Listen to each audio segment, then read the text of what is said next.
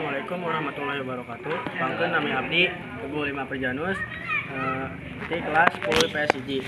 Di dia abdi rek ngawawancara tugas di Dikdik ngeunaan wawancara. Judulna cita-cita. Al, naon cita-cita anjeun? Cita-cita ini bade jadi atlet Atlet naon? atlet bulu tangkis. Tangkis. Terus ti iraha anjeun mulai mikirkeun cita-cita anjeun tadi. Mikir kan ya di SMP sih Sampai bade jadi bulu tangkis dah, atlet Eskul. bulu tangkis. Terus kunaon anjeun milih cita-cita eta? Nah, suka we kena cita-cita itu teh asa olahraga lah supaya sehat badan teh. Tuh. Terus saha nu memotivasina?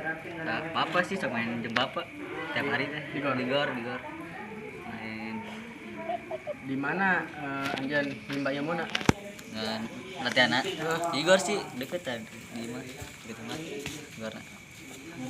Terus kumaha usaha anjeun keur mewujudkeun cita-cita eta? Usaha teh tiap hari latihan dan terus tiap hari main itu lagi jago lah. Nah, oke. Terus di mana anjeun rek memperterikan eta cita-cita tercapai? Kumaha Kumaha ulang coba nih sakitu ti abdi hampura amun aya salah kata. Wassalamualaikum warahmatullahi wabarakatuh.